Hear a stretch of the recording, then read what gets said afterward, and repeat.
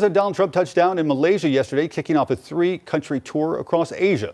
The trip will wrap up with a highly anticipated meeting with China's president. NBC's Alex Barr explains how tensions are heating up between the world's two biggest economies. President Trump arriving in Japan this morning for the second leg of his Asia tour.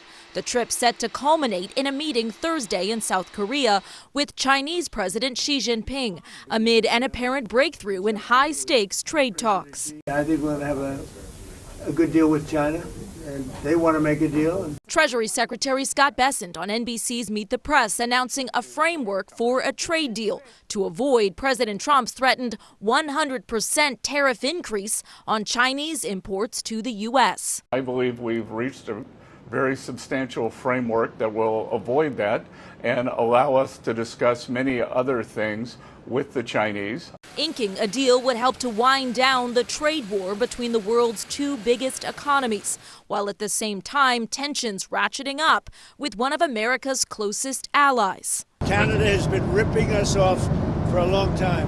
One of the most difficult countries to deal with has been Canada. President Trump doubling down on slapping an additional 10% tariff on goods coming in from Canada because of an anti-tariff Government of Ontario TV ad featuring segments edited from a 1987 radio address by President Reagan. America's jobs and growth are at stake. The ad ran during the World Series over the weekend, but Ontario's premier says it will stop today. No meeting over the weekend when Canada's Prime Minister and President Trump were both in Malaysia for a trade summit, leaving a mixed picture on trade as American businesses and consumers wait for the impact on prices at home.